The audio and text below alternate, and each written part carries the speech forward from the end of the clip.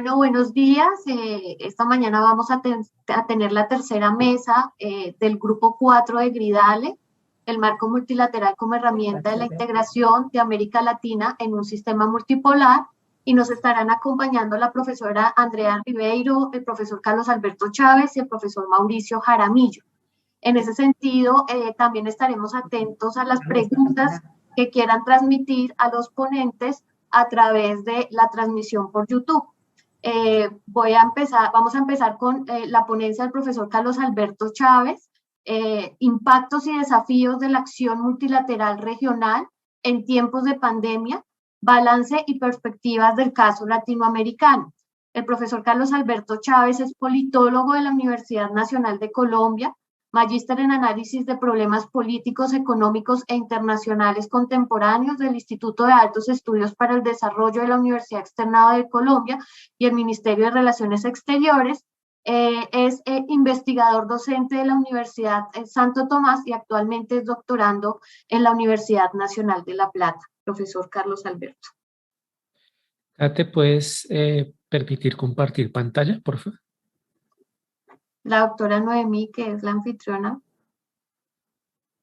para dejar compartir pantalla para todos. Ahí está. Ya.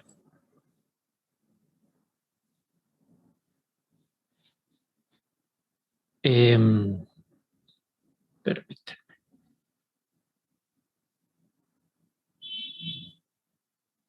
Bien, muy buenos días para todos. Gracias por este espacio para poder compartir con ustedes esta ponencia que es resultado de un trabajo investigativo desarrollado en el año 2020 y que hace un énfasis en el balance, lo que ha sido la acción multilateral desde América Latina para enfrentar la pandemia y ahora en el contexto de la posible pospandemia, porque todavía no hay claridad si ya estamos realmente en una pospandemia o no. La estructura de la ponencia es la siguiente. La primera parte, voy a hacer una revisión de los impactos de la pandemia en la región y sus implicaciones para los diferentes tipos de regionalismos. Segundo lugar, cómo fue la respuesta regional, dividida en dos momentos, tanto frente a la pandemia como frente a lo que ha sido el escenario más en lo que llevamos de este año sobre el tema de la vacunación. Y en la parte final, los desafíos que ha implicado tanto la pandemia y la posible pospandemia para la acción multilateral, que es el tema central de nuestro grupo 4 de Gridale. Entonces, en términos de impactos de la pandemia, lo que se observó a lo largo del año pasado, específicamente los principales impactos socioeconómicos y políticos, además de los evidentes impactos en términos sanitarios, y un diagnóstico de la CEPAL, un documento de la CEPAL que elaboraron en mayo del año pasado, tenía una frase bastante contundente, y es que señala a América Latina como la región más vulnerable para enfrentar la pandemia en aquel momento. Y esta aseveración de la CEPAL se sustentaba en una crisis de la infraestructura sanitaria que enfrentaba la región, pero además de una coyuntura económica y política desfavorable. En lo económico, por un crecimiento económico muy endeble, en el periodo inmediatamente previo a la pandemia, entre el 2014 y el 2019, el PIB regional tan solo creció 0.4. Entonces, previo al inicio de la pandemia, la región ya venía con unos signos de vulnerabilidad muy evidentes, y lo que hace la pandemia no es generar como tal la crisis económica, sino acelerar un proceso que ya venía lamentablemente en marcha en la región. La pandemia se va a volver entonces en un catalizador, ¿cierto?, de procesos de declive y de afectación de varios indicadores macroeconómicos, y por eso muchos analistas en los últimos meses han señalado que estamos a puertas de una posible nueva década perdida a nivel social. muy similar a lo que nos pasó en los años 80 con la crisis de la deuda externa, que también fue catalogada en aquel momento como la década perdida en términos de desarrollo y del crecimiento económico. En este momento, con los estragos de la pandemia, pues hay una serie de regresiones evidentes en varios indicadores, particularmente en el tema de indicadores de pobreza. Tomando como referencia este documento de la CEPAL, hay una proyección que señala que la pobreza va a crecer en América Latina del 30 al 35%, lo que se traduce en 30 nuevos millones de pobres, algo así como casi la población total de Perú. Y la pobreza extrema, que es las personas que viven con menos de $1 diario, va a pasar del 11 al 14% en la región, es decir, más de 17 nuevos millones de personas en pobreza extrema. Entonces, un golpe muy fuerte para los indicadores de la región porque se pierden los avances que se venían dando en las 2 décadas anteriores y además esto tiene otro impacto para la Agenda 2030 de Desarrollo Sostenible, que es un tema que valdría la pena que lo pongamos también en consideración en nuestra sesión de la discusión del plan de acción, porque la correlación entre impactos de la pandemia y la Agenda 2030 va a tener, inevitablemente va a tener una presión para que desde los esquemas regionales y desde la acción multilateral podamos generar planes de acción para recuperar ese terreno perdido en términos de lo que han sido los impactos sobre la Agenda 2030, específicamente en objetivos de desarrollo sostenible como el objetivo 1 de fin de la pobreza, el objetivo 2 de hambre cero y el objetivo 3 de salud y bienestar, entre otros. Entonces, además de estas proyecciones en términos de otra posible pérdida a nivel social, esto va a tener una implicación también al final para los desafíos en los regionalismos. Cómo recuperar esa dimensión social de la integración, que creo que es una de las rutas que inevitablemente pone la pandemia en el corto y mediano plazo para la reactivación de nuestros esquemas regionales. Otro impacto importante, no desde el punto de vista político, pero que va a tener una trascendencia para los regionalismos, son los conflictos permanentes y latentes de gobernabilidad que generó el manejo de la pandemia y que en este momento está generando el manejo de los planes de vacunación. Los casos representativos, como ustedes lo sabrán, especialmente Brasil, México y Colombia, donde se ha evidenciado un roce, un choque de trenes en algunos casos entre las decisiones y las políticas de los gobiernos nacionales enfrentadas, desafiadas o criticadas por los gobiernos subnacionales.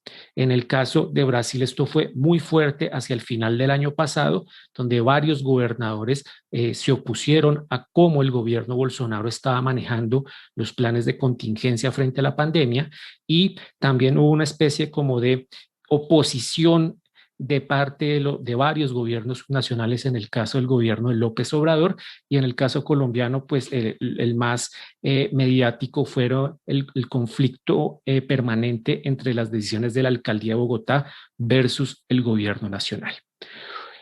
Además de este aspecto de los conflictos de gobernabilidad, también se observa derivado de estos impactos de la pandemia y en su afectación a los regionalismos, una monopolización creciente en términos tanto de la gestión de la pandemia como de el manejo de la agenda pública en la pandemia y en la pospandemia.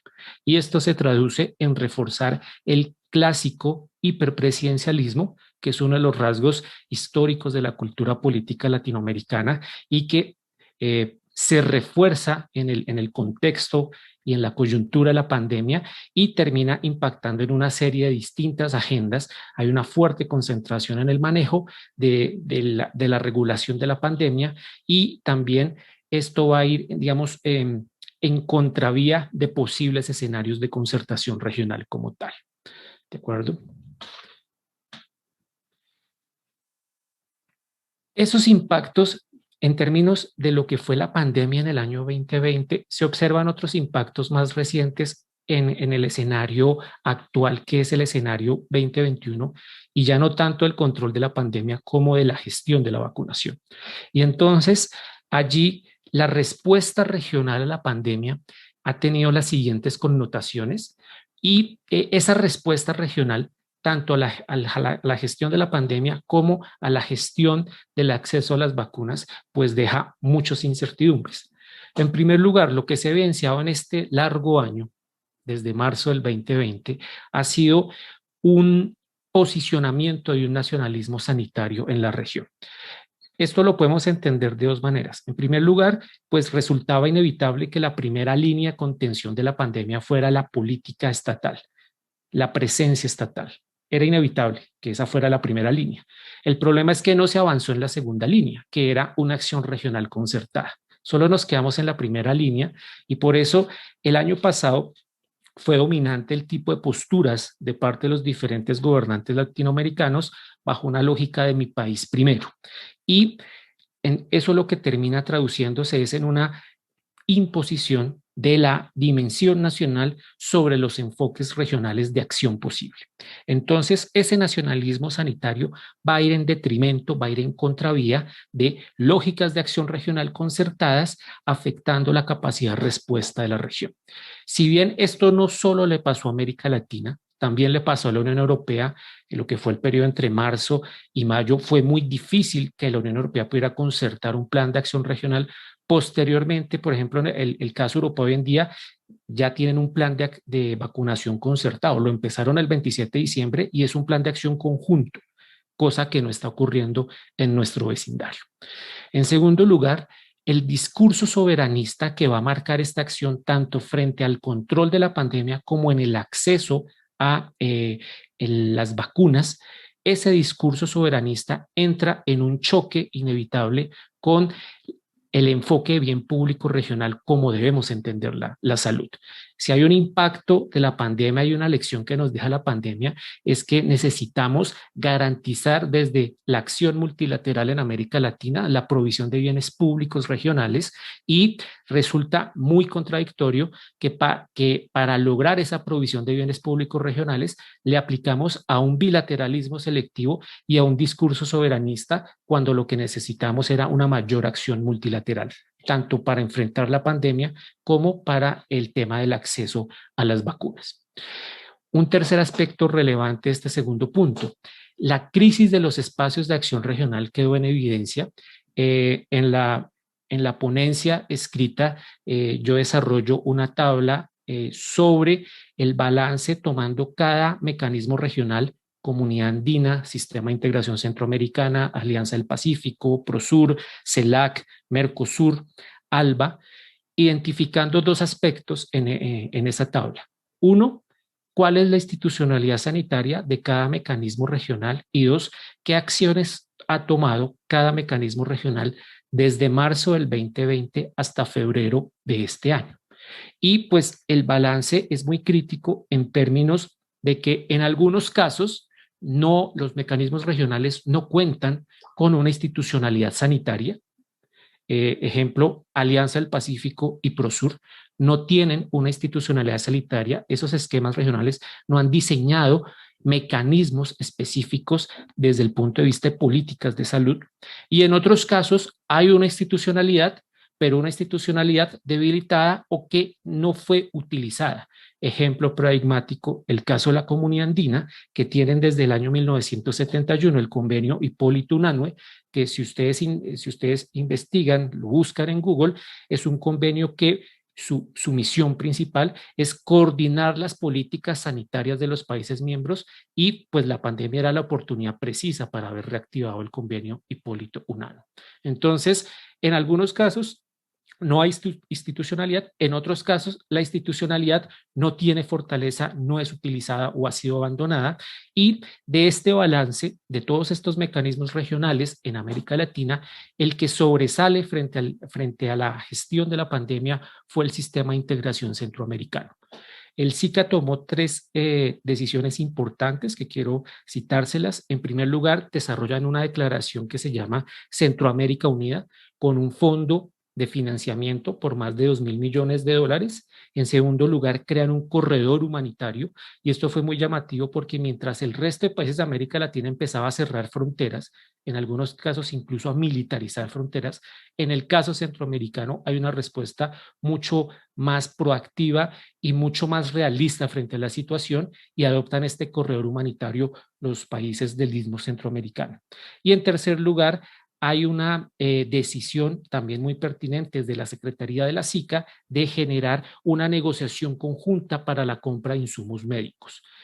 Entonces, en este balance de todos los esquemas latinoamericanos, el que tuvo una mayor iniciativa para enfrentar la pandemia desde un enfoque de acción multilateral, sin duda fue el sistema de integración centroamericana.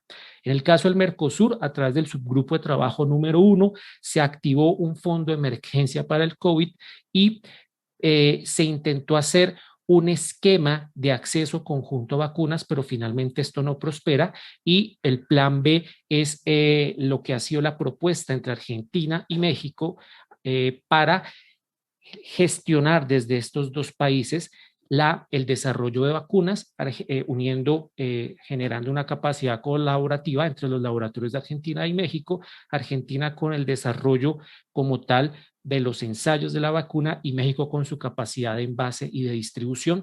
Esto se concreta en agosto del año pasado y se espera que en el primer semestre de este año ya se logre esa distribución a partir de esta alianza Argentina-México. Profesor Chávez, te quedan 5 minutos. Gracias, perfecto.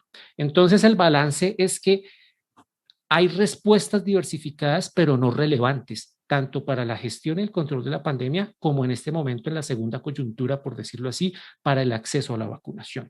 No se lograron estrategias de alto nivel y un aspecto preocupante que entra en los desafíos y también para nuestro tema, el plan de acción, y es se abandona la diplomacia regional sanitaria, que ya había mostrado avances. Y aquí, por ejemplo, como bien lo dice la profesora Belén Herrero de Flaxo Argentina, que es experta en estos temas de diplomacia sanitaria, se extraña mucho el Consejo Regional de Salud de UNASUR, que había tenido unos avances en términos de coordinación de acceso a insumos, en términos de coordinación de precios de medicamentos a nivel internacional, y que era de lo que mejor teníamos en el tema de gestión regional sanitaria. Entonces, en términos de desafíos, he identificado 4 aspectos importantes, ya hablando en un escenario 2021 ante una posible pospandemia, porque realmente aún no hay claridad. De hecho, hay amenazas de un posible tercer pico. No hay claridad si ya podemos hablar en forma oficialmente de pospandemia o si seguimos en la coyuntura de la pandemia. Pero entonces, en este escenario, un primer desafío para la acción multilateral es recuperar la confianza en la acción multilateral, que se ha perdido desde antes de la pandemia, y que la pandemia y ahora el escenario 2021 sería una oportunidad adecuada para reactivar, revigorizar, por ejemplo, esa institucionalidad sanitaria que varios mecanismos regionales tienen y que no fue adecuadamente utilizada. En segundo lugar, el contexto y las implicaciones sociales de la pandemia, es decir, esto nos sirve como una oportunidad para reactivar la agenda social, ¿cierto? Una agenda social también interpretada desde un enfoque de bienes públicos regionales, que es un tema que puede superar esa fragmentación política de la región, porque creo que ante temas como el acceso a la salud no hay esos problemas de izquierda a derecha como hay frente, por ejemplo, a negociaciones de TLCs. Entonces, el tema de acceso a la salud y el regionalismo sanitario sería un impulso para reforzar esa gobernanza multinivel entre decisiones estatales y decisiones de los organismos regionales, que se ha visto muy menguada en los últimos años. Y finalmente, tener clara que esto es solamente un episodio, pero que no será la última situación crítica que enfrenten los mecanismos regionales, y que creo que podemos sacar varias lecciones para mejorar los niveles de coordinación y la acción multilateral ante las próximas situaciones críticas. Y próximas situaciones críticas, pues sin sonar a fatalismo, pero próximas situaciones críticas, por ejemplo, el cambio climático y el flujo migratorio, que también plantean desafíos tan importantes como la pandemia para la acción multilateral. Muchas gracias. Gracias, profesor Carlos Alberto Chávez. Vamos a continuar entonces con nuestro siguiente expositor, el profesor Mauricio Jaramillo, que nos trae en esta ocasión su ponencia Convergencia en América Latina, un nuevo equilibrio para la teoría y la práctica de la regionalización. El profesor Mauricio Jaramillo es doctor en ciencia política, máster en geopolítica de la Universidad de París, profesional en relaciones internacionales de la Universidad de Rosario y profesor de la Facultad de Estudios Internacionales, Políticos y Urbanos de la misma alma mater. Profesor Mauricio. Bueno, muchas gracias, Catherine. Te doy las gracias a ti, a Edgar, por este congreso, a Noemí también, pues que han coordinado este grupo, y obviamente saludar a mis colegas, a Andrea y a Carlos. Voy a compartir la presentación. Ahí se debe estar viendo. Bueno, bien. Yo creo que la verdad voy a utilizar menos de los 20 minutos, pero de todos modos voy a poner aquí mi reloj. Mi idea básicamente es proponer una reflexión, creo que va en la misma línea en la que acaba de plantear Carlos.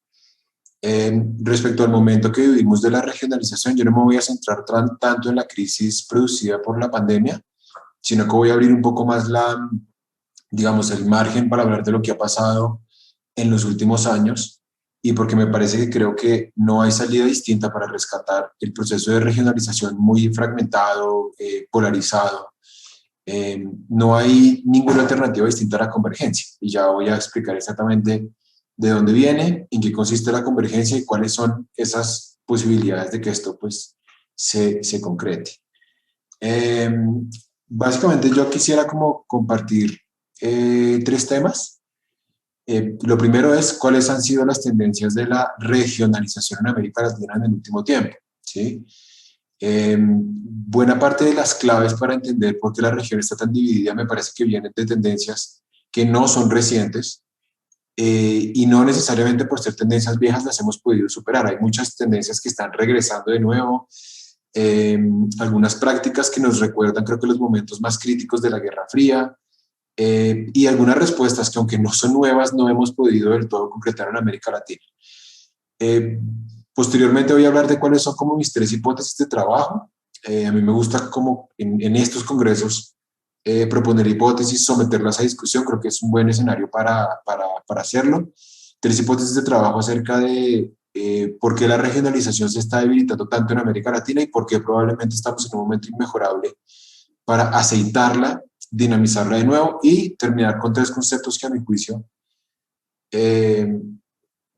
son como los más relevantes, además teniendo en cuenta esta mesa que menciona la palabra multipolaridad, y tienen que ver con, primero, pues el más obvio, por el título además de la ponencia, tiene que ver con la convergencia, como una característica además propia de América Latina, que creo que es difícil de pensar en otros continentes como Europa, el África subsahariana, el Oriente Medio, el Sudeste Asiático, etc. Una ciudadanía a escala regional, que es algo que no hemos podido del todo materializar en América Latina, y me parece que las iniciativas desde Mercosur, desde la Comunidad Andina, desde UNASUR, han proliferado en el último tiempo, y me parece que la pandemia insistiría en que es un marco ideal para poner en práctica esta idea de ciudadanía a escala regional, y finalmente, cuáles son los temas de integración regional en donde América Latina puede ser partícipe en una idea de un mundo más multipolar. Bueno, entonces empiezo con las tendencias en la regionalización en América Latina. Normalmente cuando se habla de fragmentación en América Latina, yo tengo la impresión de que hay una confusión entre fragmentación y polarización, y no son 2 conceptos que necesariamente coincidan, o no por lo menos han coincidido en la historia de América Latina en el último tiempo. En América Latina lo que hemos tenido desde la posguerra, como ha ocurrido en otras regiones del mundo, es una profusión de instituciones, un universo de instituciones muy diverso, muy amplio, mucho más que en otras regiones, por ejemplo, del sur global o del norte. En Europa, por ejemplo, si se quiere, la gran región por excelencia ha sido la Unión Europea. En el sudeste asiático ha sido la Asociación de Naciones del Sudeste Asiático, En el África ha sido la Unión Africana, y sobresalen algunos subsistemas, como la CEDEAO hoy en día en el noroccidente africano. No obstante, en América Latina creo que ha sido una constante esta idea de crear y crear y crear instituciones.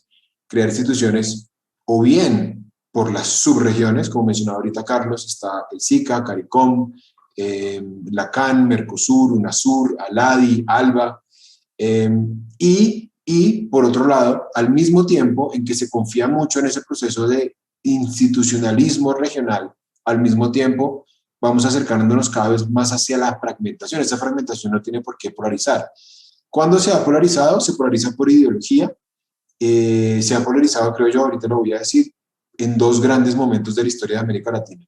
En algunos momentos clave de la Guerra Fría, donde la polarización no ha tenido mucho que ver con la fragmentación, la polarización ha sido la utilización ideológica de algunas instituciones para sacar provecho.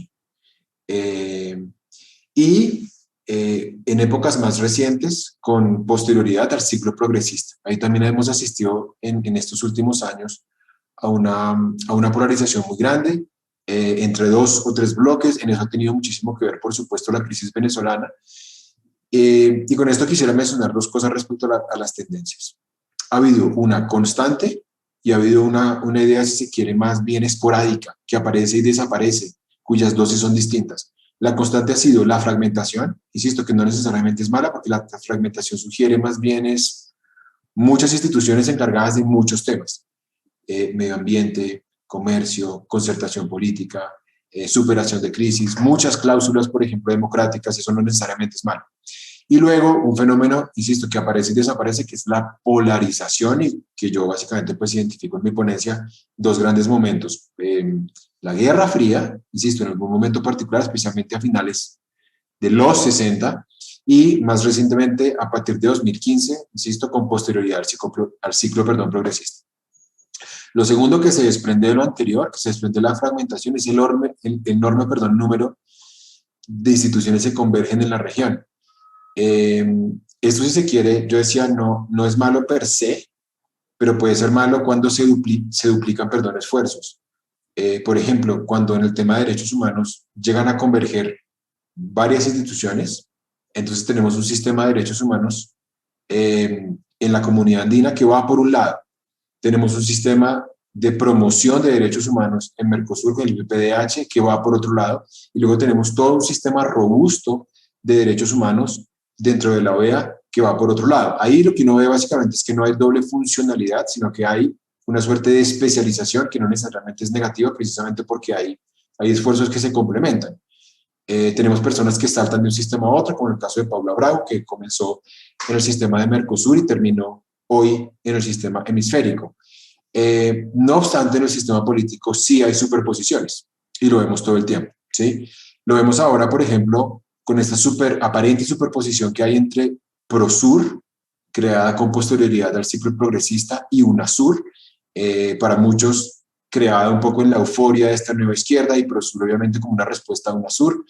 Puede haber superposición entre la OEA de un lado, que tiene un discurso político cada vez más contradictorio a mi juicio, y por otro lado la CELAC, que para muchos es una respuesta a la OEA en términos de América Latina. Tiene que contar con un espacio, con un foro de discusión en el que no necesariamente estén ni Estados Unidos ni Canadá, en el que no haya una interferencia de potencias extranjeras como tiende a ocurrir con la OEA y con esta influencia desproporcionada que históricamente ha ejercido Estados Unidos. Entonces, esa profesión de instituciones, a mi juicio, tiene como dos interpretaciones. De un lado, esta idea de que las instituciones se pueden complementar, ¿sí? Que es posible como pensar en una suerte de división del trabajo como ocurre en el sistema de derechos humanos, y la otra, que es más preocupante, es cuando se superponen, ¿sí? Cuando se pisan los talones o cuando obedecen a vocaciones ideológicas que son absolutamente incompatibles. Y la tercera tendencia que yo identifico, y es muy relevante, muy representativa para entender un poco esta crisis de la institucionalidad en América Latina, tiene que ver con contradicciones insalvables, y me parece una tendencia crítica porque es una tendencia vieja y que no se ha podido, digamos, como corregir. No somos suficientemente conscientes de esas contradicciones, o por lo menos no de manera constante, como que las contradicciones a las contradicciones se apunta por momentos. Entonces hace 10 años, hace como 10, 12 años, o incluso un poco menos, había una gran conciencia en América Latina respecto del anacronismo de haber suspendido a Cuba de la OEA. Hoy en día creo que hemos vuelto un poco a esas épocas de la Guerra Fría en que creemos que la mejor manera de gestar los cambios en un país es a través del aislamiento. Entonces tenemos 3 manifestaciones de esas contradicciones insalvables. La primera es la política de sanciones, y esto es incompatible con la tradición institucional de América Latina. En América Latina no pueden tener cabida las sanciones, porque son muchas de ellas violatorias del derecho internacional, muchas de ellas afectan un principio que ha sido base del multilateralismo en América Latina, que es el principio de no injerencia. Entonces, por ejemplo, cuando uno observa el modelo latinoamericano de integración, que parte un poco de la base de aquellos países que no compartan ciertos rasgos, tienen que ser excluidos, y esto creo que de alguna manera se lo hemos venido calcando a Europa, ¿sí? Que dice, entonces sí, Croacia no cumple con unos estándares democráticos de derechos humanos en materia de política económica, no puede entrar a la Unión. Si Serbia no cumple con ciertos requisitos, no puede entrar a la Unión. Y esto, insisto, ha comprobado ser un absoluto fracaso. Ha comprobado ser un absoluto fracaso porque la política de sanciones, si uno compara un poco, Libia, Rusia, Irán, Cuba, incluso la misma Venezuela, no hay, digamos, un caso representativo donde en general las sanciones hayan derivado en transiciones políticas. El único caso, digámoslo así, es muy distinto, es el europeo, que obedece, si se quiere, a otras circunstancias en las que se imponen una serie de condiciones, pero por un proceso histórico de reconciliación. Y ese proceso histórico de reconciliación, porque todos lo conocemos, tiene que ver con esa división de Europa entre 2 grandes bloques a propósito de la Guerra Fría. Nosotros no tenemos eso. Entonces, hemos excluido a Cuba por tener una democracia popular. Hoy tenemos sancionada a Venezuela por razones que de pronto se justifican. Lo que no se justifica es cuando se altera y cuando se combina el principio de injerencia con el institucionalismo. Y lo digo, por ejemplo, en el caso de la OEA, lo digo, por ejemplo, en el caso de Mercosur, lo digo en el caso del llamado Grupo de Lima, y lo digo, obviamente, en el caso de Prosur. Todas manifestaciones recientes de institucionalidad donde se ha atacado de manera sistemática el principio de no injerencia, justificado un poco en esta idea de que se tiene que empujar una transición en Venezuela, como se hizo con Cuba a finales de la década de los 60. Lo segundo es que eso ha derivado en casos de aislamiento, y un aislamiento cada vez más riesgoso, porque entonces tenemos una multilateralidad que reivindica una serie de valores, pero que en la práctica promueve otros. Yo pondría el caso, porque tampoco tengo tanto tiempo, que pongo ahí en la ponencia de Birmania. Birmania es un excelente caso de cómo las instituciones regionales tienen un papel para desempeñar en las crisis internas de los estados sin caer en estas políticas ni de aislamiento ni de sanciones. La ASEAN de alguna medida fue responsable de la apertura de Birmania, una apertura muy gradual, muy lenta. Lo que hizo la ASEAN a mediados de los 90 fue decir, a Birmania hay que aceptarla, a Birmania hay que acogerla en nuestro seno. Nuestro margen de maniobra para estimular cambios, una transición, una liberalización, una política de derechos humanos mucho más efectiva, se incrementa en la medida en que tengamos a Birmania adentro. Y desde mediados de los 90, insisto, los vínculos de la ASEAN con Birmania me parece que han tenido muchísimo que ver en esta idea de transición, que hoy obviamente está puesta. La relación que hay entre sanciones y cambios es absolutamente, van por vías distintas. Entre más sanciones, más herméticos los gobiernos. El caso de Birmania lo muestra. Aislamiento solamente contradice los principios de la multilateralidad y vuelve más herméticos, más introspecta más a los regímenes. Y finalmente, una enorme contradicción es esta idea de todos somos iguales, pero las instituciones sirven al alineamiento, como ocurrió en buena medida con la OEA. ¿Cuáles son mis hipótesis de trabajo? Básicamente 3. La construcción regional, nuestro regionalismo, a diferencia de otras regiones, ha sido una construcción de subregiones. Porque ha funcionado, la mecánica de la integración en América Latina ha funcionado, como ahorita bien lo decía Carlos, mucho mejor a escala subregional. ha funcionado mejor en el Cono Sur, ha funcionado mejor en la región andina, con muchas dificultades, como el hecho de que a veces los países salten de una parte a otra. Tenemos la salida de Chile, por ejemplo, de la comunidad andina, la salida de Venezuela de la comunidad andina, el desplome reciente de UNASUR, etcétera. Pero con todo ello, el proceso ha sido mucho más acelerado en sus regiones.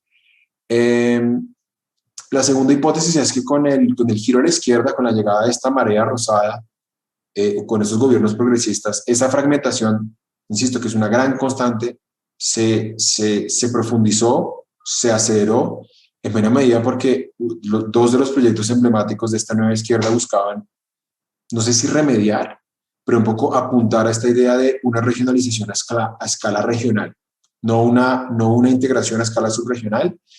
Y como testimonio aparecen dos manifestaciones muy claras. Un foro, si se quiere, con toda la flexibilización del caso, es decir, que no tenga instancias permanentes. Eso lo vimos en la cumbre de CELAC en Costa Rica, donde se descartó que hubiese instancias permanentes precisamente porque la virtud de la CELAC estaba precisamente en eso, en que no fuera vinculante, en que estuvieran allí como un espacio de discusión, que no fuera dispendioso el proceso de toma de decisiones, y una suerte de camino intermedio se termina por convertir UNASUR, que sin ser una organización que cubre a toda América Latina, por lo menos une a 3 versiones de América Latina que habían estado fragmentadas y que habían crecido regionalmente por caminos distintos.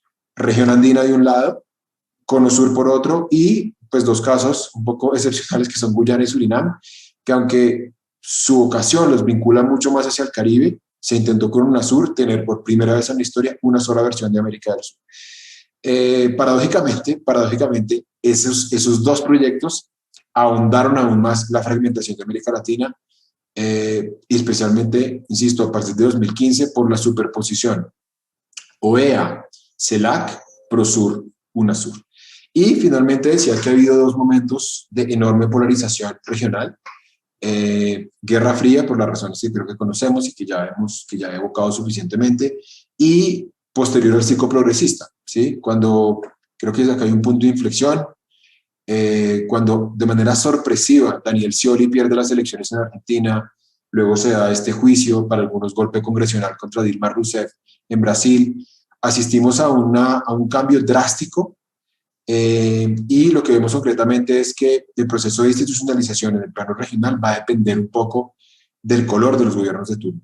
Empiezan los gobiernos de Argentina, Brasil, Ecuador, Colombia, Chile, Perú a denunciar el Tratado Constitutivo de UNASUR, a abandonarlo. Empiezan a asistir cada vez menos a CELAC. Por iniciativa de Colombia, CELAC se congela, y lo que dice Colombia es: hasta tanto no haya una solución en la situación de Venezuela, no vamos a reactivar. Y básicamente desde hace un tiempo las cumbres, que habían sido como el aspecto más visible de la CELAC, las cumbres CELAC China, CELAC Rusia, CELAC Unión Europea, pues básicamente están suspendidas en buena medida por decisión de un gobierno conservador. Finalmente, ¿cuál es como la respuesta ante este bloqueo provocado en buena medida por la polarización? Y creo que en la respuesta está también un poco esta idea de que América Latina tiene algo que decir en cuanto a la multipolaridad. La primera es, y en esto tiene que ver un poco la coyuntura de la pandemia, creo que por primera vez tenemos la posibilidad de que haya una integración en manos de la ciudadanía. Con todos estos fracasos, con toda esta polarización o fragmentación, como quieran llamarle, lo que hemos visto es una ciudadanía que se despierta y que se interesa cada vez más por lo que está pasando en el plano multilateral. Hoy tenemos, yo no sé si eso vaya a funcionar o no, pero como muestra de ello, de que esa ciudadanía regional que estimuló en un momento dado Mercosur, Comunidad Andina y UNASUR, Comunidad Andina con el pasaporte andino, Mercosur con esta idea del pisado Mercosur, pues que le ha permitido a más o menos 1,5 millones de personas simplificar sus trámites para trabajar en todo el espacio suramericano, y obviamente esta idea de ciudadanía regional que impulsó UNASUR. Lo que uno ve concretamente es que eso empieza a tener réditos, y uno de esos réditos, creo yo, es esta creación reciente de algunos, digamos, lideresas y líderes progresistas que han llamado el Grupo de Puebla. El Grupo de Puebla, insisto, más allá de que sea bueno o malo, algunos lo ven como la salvación, otros lo ven como el gran Satán. Más allá de eso, me parece que tiene una virtud y es conectar a la ciudadanía con el proceso de integración regional y decir que ese proceso no es exclusivo del control de los estados, y esto me parece que supone una gran novedad en el proceso de construcción regional en América Latina. En segundo lugar, y esta es un poco la gran, digamos, como el aporte del paper, consiste en decir que la fragmentación no es mala y que muy probablemente si se retomó eso que se comenzó con UNASUR, que era básicamente articular los esfuerzos de todas las instituciones para que hubiera una suerte de división del trabajo, es muy probable que esa enorme constelación de instituciones sea una ventaja para América Latina. Y termino en los 40 segundos que me quedan diciendo, hay como 5 temas a partir de esta convergencia, a partir de esta institucionalidad regional cada vez más en manos de ciudadanía, donde América Latina tiene mucho que proponer en materia de multipolaridad. La primera son el manejo de crisis regionales y el combate a los golpes blandos, la gestión de la pospandemia, la proyección esta regional de América Latina que ya se había dado con el mundo árabe, con el África subsahariana, obviamente la migración, que va a ser un tema obligado, y finalmente esta idea de América Latina como un ejemplo global de ciudadanía regional. Muchas gracias. Muchas gracias, profesor Mauricio. Y la siguiente ponencia está a cargo de la profesora Andrea Ribeiro Hoffman, Interregionalismo como impulso para el regionalismo y desarrollo latinoamericano y caribeño. La profesora Andrea es profesora de Relaciones Internacionales en la Universidad Católica de Río de Janeiro, PhD en Ciencia Política, y ha sido becaria visitante de la Universidad de Berlín y la London School of Economics, entre otras. Ha publicado sobre legitimidad y democracia a nivel global, organismos internacionales e integración regional en América Latina y Europa. Profesora Andrea. Muchas gracias. Me desculpo desde ya porque hablaré un poco portuñol. Así que si hay algo que no comprende, estoy a disposición después en las preguntas. En esta ponencia, yo pensé en hablar sobre el impacto a partir del exterior al regionalismo latinoamericano, que será complementar en este panel, creo, a las otras ponencias, utilizando el concepto de interregionalismo, porque en la discusión sobre regionalismo y las variables o las causas, las motivaciones, hay siempre el impacto, la discusión sobre el impacto doméstico, interno, endógeno a la región, el impacto exógeno, de parceiros que, porventura, através de incluso acordos, diálogos muito institucionalizados, fortalecem o regionalismo. Assim que tomei como estudo para esta ponência o caso de CELAC e suas parcerias com a União Europeia e China. Antes de entrar no conceito de interregionalismo, creio que também um ponto importante esta premissa de que regionalismo não existe per se para existir, porque incluso en regionalismo latinoamericano, con esta proliferación de instituciones, de que hablaba también Mauricio, que la idea que este regionalismo hay un objetivo central del desarrollo de la región. Y así que voy a intentar hablar de este aspecto más que la institucionalidad o otras cuestiones. E por isso tem que se pensar também, quando se habla de la influência de los fatores externos, claro, não somente parceiros específicos como a União Europeia ou China, no caso de CELAC, mas também o resto da comunidade internacional, como falava também Carlos, a questão da ONU e dos objetivos de desenvolvimento são muito importantes de ter em consideração. Assim que a ideia que temos que pensar é regionalismo, até que ponto essas instituições ou a regionalização mueve as sociedades ao caminho de mais desenvolvimento. O argumento que vou fazer é que se, apesar de, em determinados momentos, fatores externos, como esses parceiros, poderem ter um impacto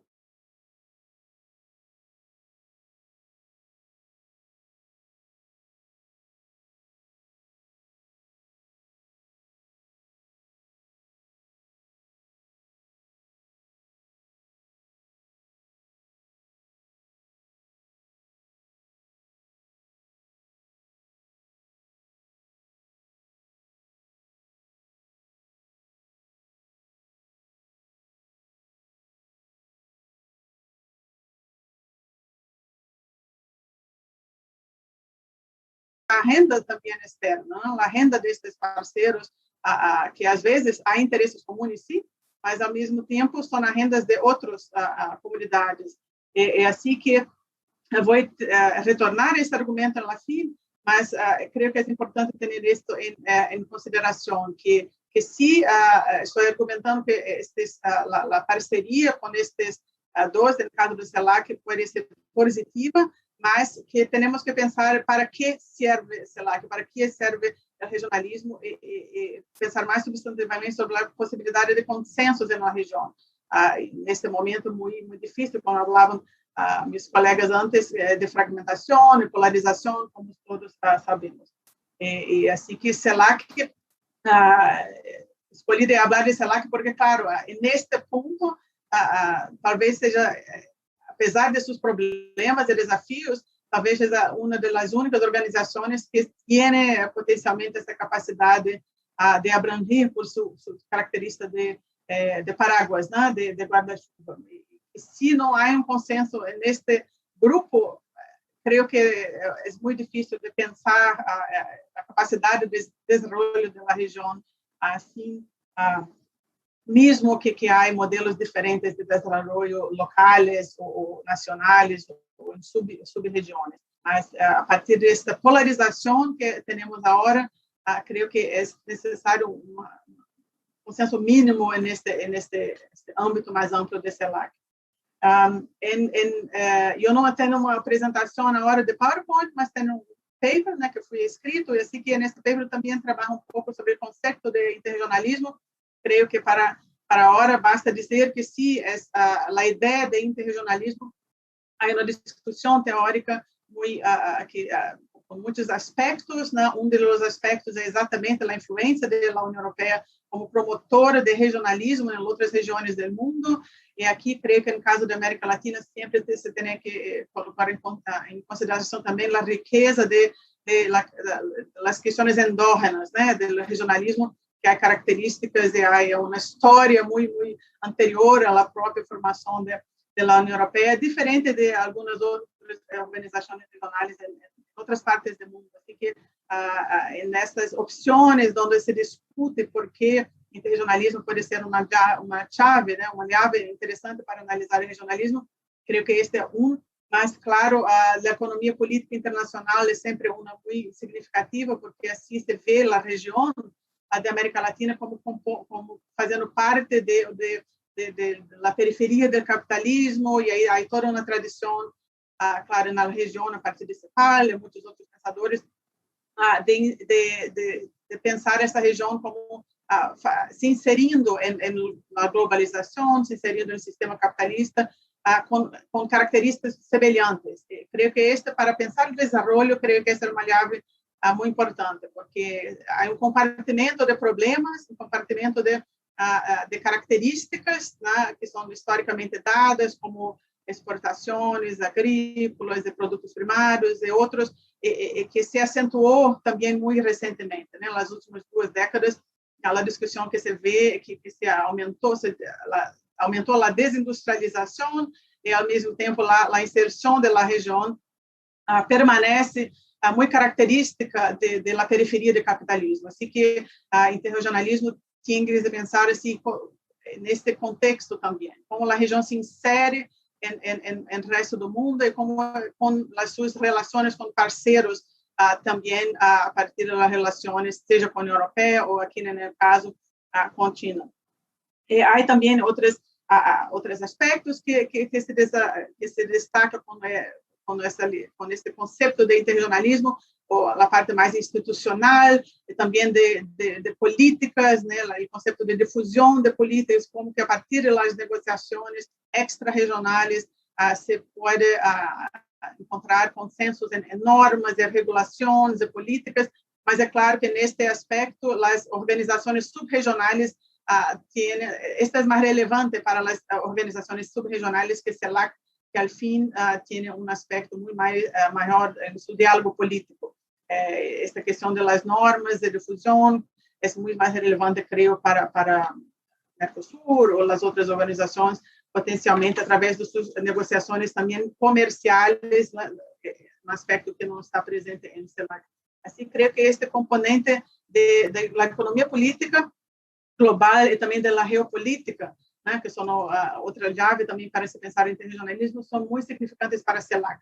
Assim como a região se insere nesta ordem internacional que está cambiando, neste contexto onde claro, o papel de China é muito relevante. E creio que CELAC é um exemplo interessante, porque se China, apesar de seu não engajamento com regionalismo em sua própria região, há toda uma discussão, mas é claro, é um país continental, mas curiosamente, creio que é um fator muito curioso histórico que China ha se engajado nesse diálogo com CELAC. Creio que é uma coisa muito pouco as expectativas sobre isso seriam muito contraditórias, mas ao fim se vê que China ha utilizado os diálogos com regiões, com organizações paráguas, também na África, por exemplo, para tentar estabelecer relações ou consensos, ou minimamente canalizar também cooperação técnica ou desenvolver algum consenso político. Dado crescente atenção ao papel de China, não somente em aspectos econômicos, como foi nos últimos 2 décadas, mas cada vez mais nos aspectos políticos, a redefinição da própria ordem internacional e de discussões agora com a pandemia, que chega no ponto da OMS, por exemplo, da Organização Mundial da Saúde, você vê que a influência de China começa a ser cada vez mais importante também no ordenamento institucional global, né? Algo que por muitos anos se descartava, porque China não se engajava muito com as organizações do sistema ONU, a ponto de trazer uma agenda muito diferente, por exemplo, dos Estados Unidos. E agora, neste contexto cambiante, que agora com os Estados Unidos retorna, claro, a Biden, mas sobretudo na época de Trump, se chegou a este ponto onde a China parecia ser um ator que fortalecia mais o sistema multilateral global que os próprios Estados Unidos. Assim que, creio que, mais uma vez, é claro que o diálogo de China com o CELAC não é tão substantivo como as agendas bilaterais país a país, mas creio que é um fenômeno relevante, importante para pensar, porque China, enfim, mantém um diálogo com a região e creio, o argumento aqui também é que sim, porque a região se coloca no mundo com algumas semelhanças, né, com algumas características comuns, sobretudo em aspectos econômicos, né, que estão diretamente relacionados à questão de desenvolvimento. Assim que essa discussão do conceito de interregionalismo, mais uma vez, creio que está no paper um pouco mais bem desenvolvido, mas para nós outros aqui, creio que somente para contextualizar, que creio que é uma chave importante para pensar o regionalismo, mas ao mesmo tempo, o principal argumento que hago é que a influência do exterior não pode ser por si mesmo, somente para fortalecer o regionalismo, mas tem que pensar as consequências de um regionalismo que também é muito influenciado somente pelo exterior. Qualquer conceito de regionalismo hoje na região não pode passar sem um consenso na região que não há, no momento não há. Assim que é muito importante. Assim que quando se contextualiza o que passou, né, historicamente nestes 2 diálogos, né, com a União Europeia e com a China, que um aspecto importante para começar com a União Europeia é que se o diálogo interregional da União Europeia ha sido historicamente muito mais com as organizações subregionais, e quando se inicia este processo que hoje se pode dizer que vai ligar a esta fragmentação, com a proliferação de iniciativas e a crise de Unasul, creio que o papel da União Europeia ha sido muito importante, porque é claro que ha privilegiado certas organizações durante este processo. É claro que ha mantenido um diálogo e uma intenção, por exemplo, de negociar negociações comerciais e econômicas com o Mercosul, por exemplo, e outras organizações, como mesmo o Unasul, não há nunca iniciado um diálogo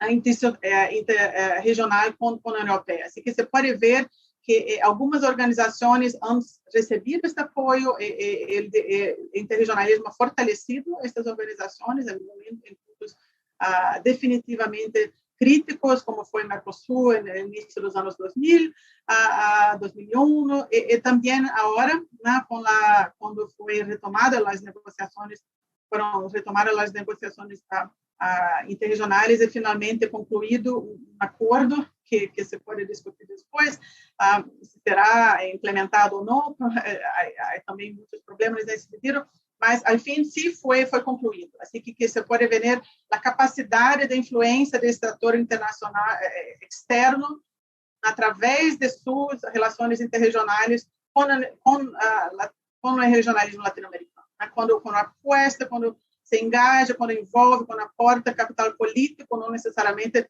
recursos materiais, mas interesse, capital político, creio que há impacto significativo.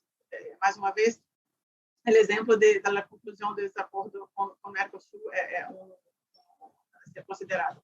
E com o CELAC, creio que sim, desde sua criação, foi muito intrínseca esta relação interregional, né? CELAC, sua herança de Grupo de Rio, e todas as discussões prévias, foi apoiada, de certa forma, foi institucionalizado esse diálogo, e se pode dizer, analisar que há impacto positivo na ideia de CELAC, e aqui creio que, sendo referência ao que Maurício disse antes, esta posição ao hemisfério norte, OEA, creio que talvez seja contestável, mas creio que esses muito mais significativos em outras organizações, seguramente o Unasul, a ALBA, que está, mas com o CELAC, apesar de excluir Estados Unidos e Canadá, creio que havia uma agenda muito mais propositiva, que está de consenso na região, mas não necessariamente tão oposto.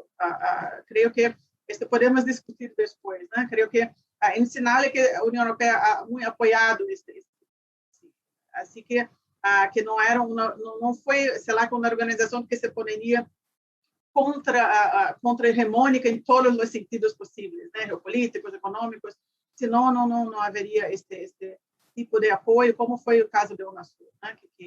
Que diria que ela é a opositora mais forte e não se há institucionalizado no diálogo. Aqui que creio que sim, há uma agenda diferente da OEA, nos exemplos que também falava Maurício, de democracia ou de direitos humanos, potencialmente foram muitas divergências, sim, claras, mas como se vê na história, governos cambiam e muitas vezes esses consensos políticos também vão cambiando. Ao fim, creio que CELAC não é tão determinada com essa característica anti-hegemônica. Isso quero dizer, que é uma organização que apesar de também está muito paralisada, há o discurso, a narrativa de sua formação, creio que há muitos elementos muito mais ricos que somente uma oposição anti-hegemônica. E creio que é um sinal que há havido esse diálogo interregional, por exemplo, com a União Europeia.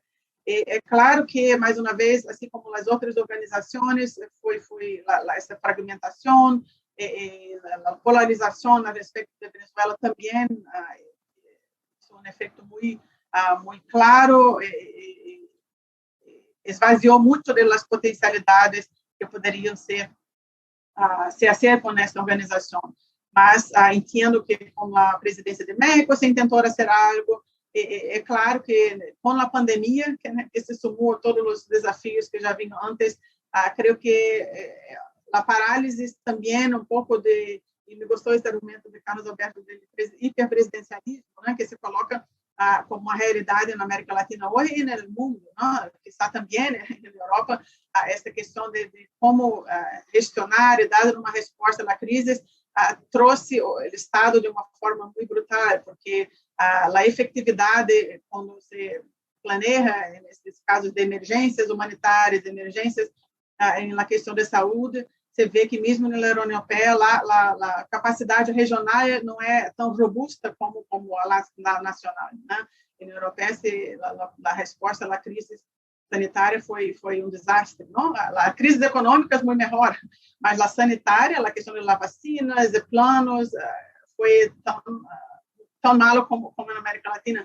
E assim que este nacionalismo, o hiperpresidencialismo, em função do Covid, creio que em alguns países da América Latina é ideológico, sim, como o Bolsonaro, seguramente, né, de maneira muito perversa, inclusive autodestrutiva do próprio país, e outros países talvez se coloca de uma forma mais pragmática em termos de las instituições que haviam uma capacidade de resposta. Na verdade, que no âmbito regional, como também falava Carlos, as iniciativas de resposta regional sempre foram muito pontuais, às vezes também específicas, com questões, mesmo com pandemias, malária, ou outros está a mais forte iniciativa que havia como ISAGES, exatamente estava muito não existia mais, né, com o Covid.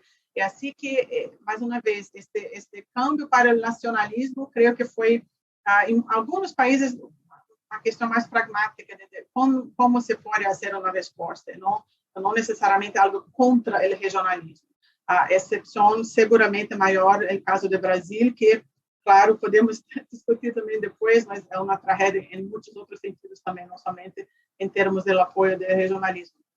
Mas, assim que, para retomar essa capacidade de CELAC, neste contexto, né, de trazer um plano, uma ideia de desenvolvimento, gostaria de enfatizar mais uma vez, no que se vem a partir das relações interregionais com a União Europeia, creio que sim, apesar deste parálise ou a suspensão dos diálogos, há diálogos técnicos que se coloca, creio que como opção real, né, de resgate. Né? Há também, creio que há uma influência potencialmente positiva, a fundação, o CELAC, né, que com sede em Hamburgo, que está agora com a presidência da Bonilla, e se vê que há muitas iniciativas, e claro, né, dentro de um escopo, muitas vezes, nesse sentido também da pesquisa e do diálogo político, mas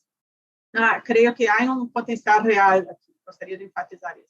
Mas, mais uma vez, né, tem que haver um consenso regional também, senão se compra uma agenda também da União Europeia que, para alguns pontos, pode ser mutuamente benéfica, seguramente, como a discussão sobre vacina e sobre a necessidade de câmbios conjuntos, que também se ha ensaiado, mas talvez em outros pontos não, porque há uma inserção na economia global muito assimétrica.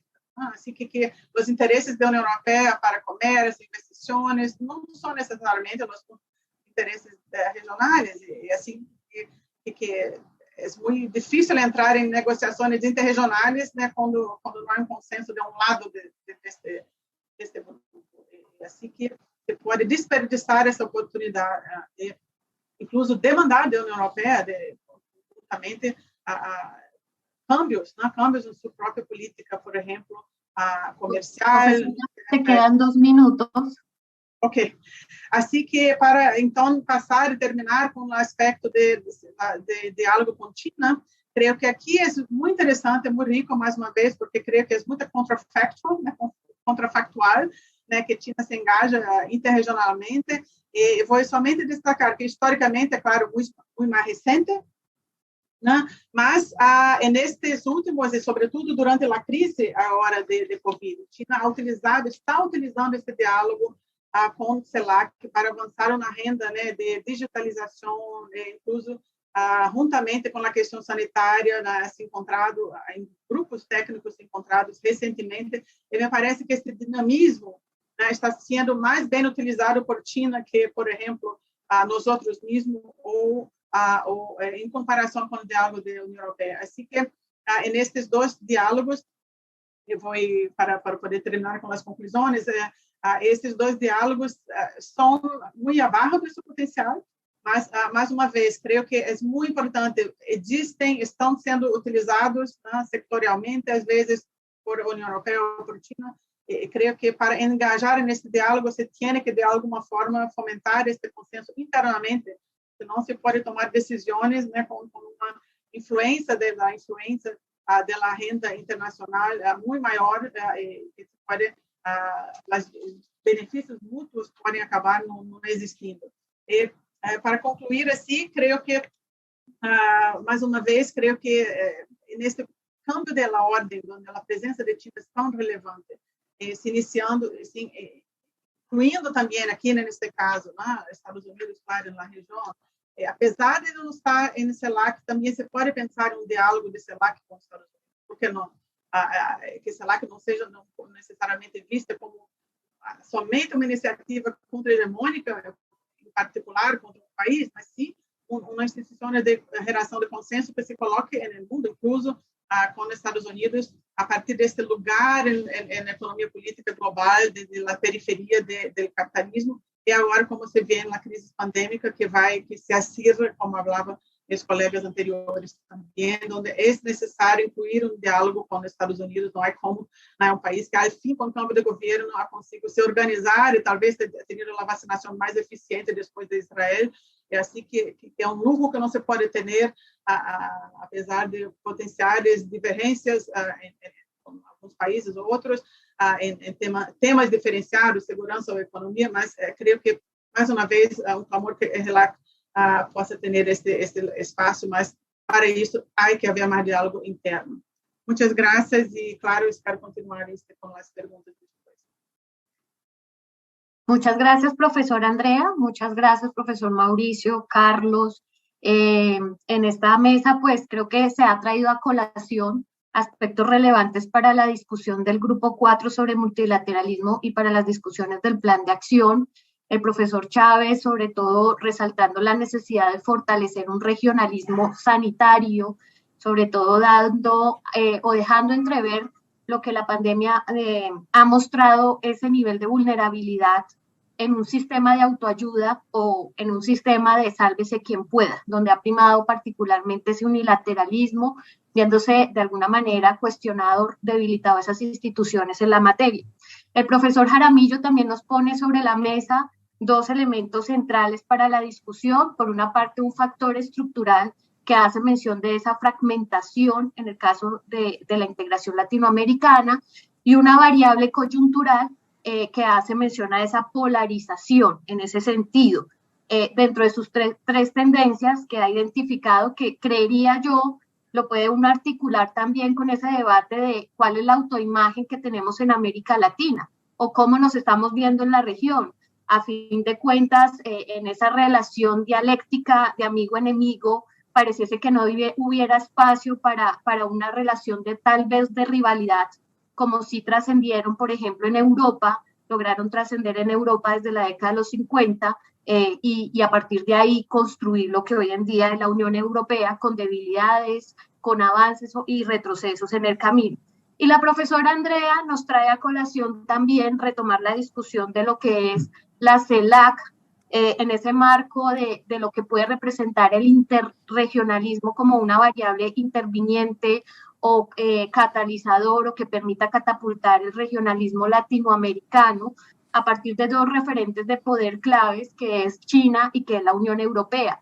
Sobre todo llamando la atención de la Unión Europea como una potencia normativa en la cual pues hemos centrado nuestro análisis en integración regional, y se ha abierto también el espacio para empezar a mirar otros referentes como es el modelo asiático, ¿no? Creo que el modelo europeo nos ha dejado lecciones sobre la institucionalidad, sobre la interdependencia, sobre los liderazgos, pero también el modelo asiático y también el liderazgo de China desde esa región nos trae otros elementos que pueden ser referenciados para el proceso de integración regional y que también tomen en cuenta esas particularidades regionales, dado en este escenario que que la pandemia nos deja ver, que en el escenario latinoamericano en el cual habíamos avanzado en escenarios de concertación política y cooperación económica, en la actualidad estamos en un punto de inflexión o estamos en un retroceso a modo de avances y retrocesos. Creo que aquí me recuerda y traigo a colación un poco ese concepto de complejo regional integracionista, que nos hablaba de que la región avanzaba en temas de concertación y cooperación, pero no en integración multidimensional. De alguna manera en esa primera década, cuando apareció el debate sobre un nuevo multilateralismo latinoamericano, sobre los avances en materia de concertación con la CELAC y la UNASUR, en la que cabíamos todos, y en materia de cooperación económica. En ese sentido, pues voy a abrir el espacio para las preguntas a los ponentes. No sé quién quiera tomar la palabra o quién quiera elevar alguna pregunta para los ponentes.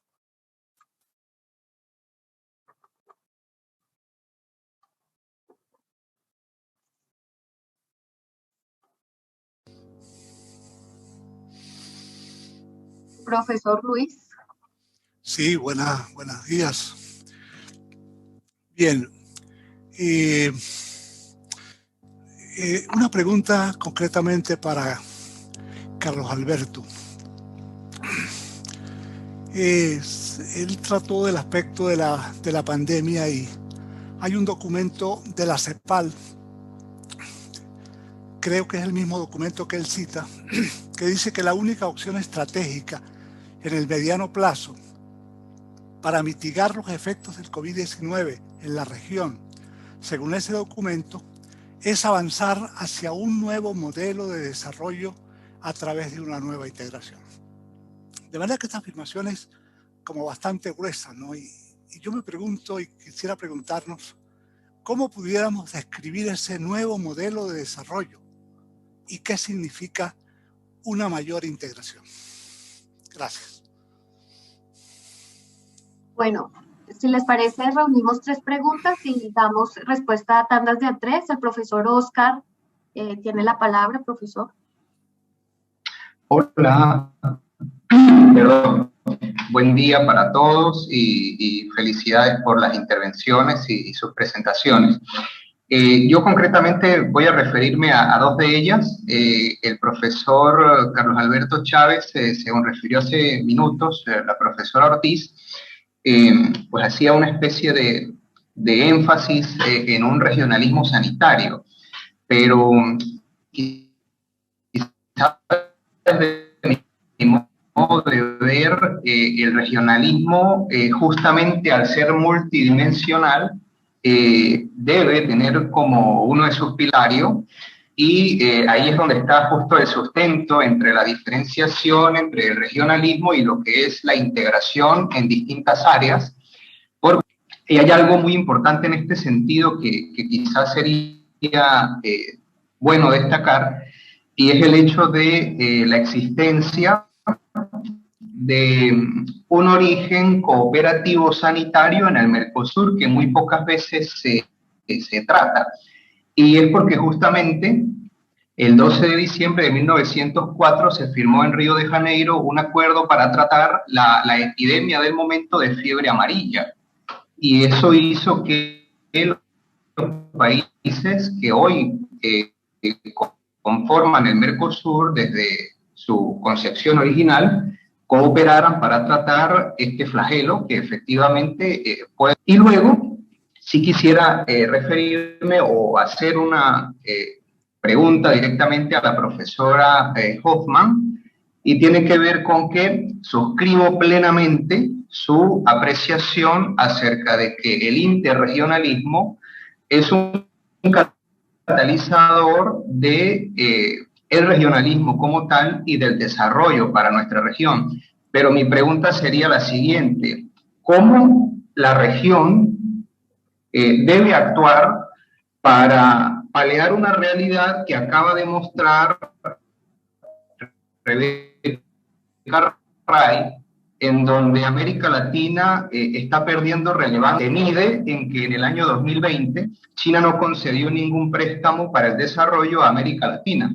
Por el contrario, al no conceder préstamos para el desarrollo, lo que está haciendo China es intervenir directamente a través de la inversión extranjera directa. Y eso quiere decir que está prefiriendo ejecutar ella misma los recursos antes que otorgarlos en préstamo, porque nuestra región tiene la particularidad de que existe una creciente corrupción y que esos préstamos se pierden, y por lo tanto aquellas obras para las que son pedidas no se ven, no se visualizan y no existen. Y hay un caso muy particular que es el de mi país, Venezuela, en donde ha tenido una relación privilegiada con China, ha recibido enormes cantidades de financiación, pero las obras que China financió no existen. Entonces eso hace que China se frustre. y que prefiera intervenir directamente con inversión extranjera antes que conceder los préstamos para que se empleen en estas obras que se anuncian. Y tristemente vemos que la región promete mucho, pero cumple poco. Entonces, quizá esa es la pregunta, ¿no? ¿Cómo hacer para fortalecer justamente la regional? Tenemos que fijarnos, como decía la profesora Ortiz, en otras experiencias que a través de esa institucionalidad, como el caso asiático, sí generan confianza y sí permiten que exista un mayor apalancamiento para aprovechar las oportunidades que están, pero que no las tenemos nosotros como región. Perdón, Oscar, tenés problemas con el micrófono. ¿Podrás en el chat escribir la pregunta concretamente? Porque Andrea, se contó varias veces. Sí, pensé que tenía Foi problemas. compreendido algo da pergunta, mas se quer ser mais específico em chat, seria melhor. Mas eu anotado algo aqui para contestar. Perfecto. Si les parece, empezamos por el profesor Carlos en el orden de las preguntas y después damos paso a otra ronda de preguntas. Vale, bueno, muchas gracias, profesor Toro, por la pregunta. Hay que señalar que es muy difícil poder definir un modelo de desarrollo que sea, digamos, único para la región. Creo que lo que nos ha demostrado estos últimos periodos, como bien lo señalaba el profesor Mauricio en el tema de fragmentación, en la región no manejamos un mismo idioma cuando hablamos de estos temas espinosos como desarrollo, integración o democracia. Hay distintas concepciones de estas categorías, lo cual hace sumamente complejo que podamos definir un único modelo de desarrollo para todos los países de la región. No obstante, en ese documento de la CEPAL que se llama Informe del Impacto de la Pandemia en el Desarrollo Económico de América Latina, que es de mayo del 2020, sí se pueden establecer unos mínimos para repensar esas divergencias sobre desarrollo y sobre integración. ¿Y a qué me refiero con estos mínimos que van en línea precisamente con ese documento que plantea la CEPAL? Uno, por ejemplo, en el tema de la reactivación del comercio intrarregional. Una característica que no ha sabido aprovechar América Latina es que si bien nuestro comercio intrarregional es muy bajo en su volumen, es altamente estratégico en su naturaleza, porque la calidad del comercio intrarregional entre las economías latinoamericanas se sustenta en bienes transformados, en bienes con valor agregado, manufacturas livianas, intermedias e intensivas, que es muy distinto al patrón comercial que tenemos con las grandes potencias, Estados Unidos, China y la Unión Europea. Entonces, ese mínimo del comercio intrarregional, que en su momento lo incentivó la LADI, pero que no lo ha cristalizado adecuadamente, es un buen espacio para, en el contexto de la pospandemia, como bien lo señala el documento de la CEPAL, poder relanzar esos mínimos puntos de convergencia en términos de modelo de desarrollo. Y un segundo aspecto también de estos mínimos a los que me estoy refiriendo es el tema de superar el enfoque del neoextractivismo, que se traduce en una reprimarización muy peligrosa, en una reprimarización económica muy peligrosa para la región y que iría en línea con la Agenda 2030, en la que América Latina, digamos, ha tenido un protagonismo relevante. De hecho, hago la cuña porque en esta misma semana, en estos mismos momentos, se está desarrollando el cuarto foro de países latinoamericanos organizado precisamente por la CEPAL, el cuarto foro de seguimiento al cumplimiento de la Agenda 2030 en América Latina. Y no podemos disociar, digamos, esta Agenda 2030 de esta discusión sobre desarrollo e integración. Sin duda, esta variable de los objetivos de desarrollo sostenible entra a afectar positivamente esta discusión sobre los mínimos de desarrollo e integración en América Latina, y también entra como un insumo para poder discutir este tema de la reprimarización, que ha sido muy evidente, sobre todo en la última década, y que también, como dice el profesor Nolte, sobre el regionalismo latinoamericano, ha terminado generando un impacto de las potencias extrarregionales sobre la capacidad de concertación regional. Y en el caso de, por ejemplo, China e India han incentivado esa también creciente reprimarización y especialización productiva en bienes primarios. En el caso del Mercosur es muy patente, pero se evidencia a lo largo de las economías latinoamericanas. Entonces, creo que es muy difícil poder decir hay un solo modelo de desarrollo para América Latina, además que tampoco hay el contexto político para poder avanzar en esa discusión de un solo modelo de desarrollo, pero sí podríamos pensar en el corto y en el mediano plazo en unos mínimos amparados en estos temas que estoy planteando, profesor. Muchas gracias.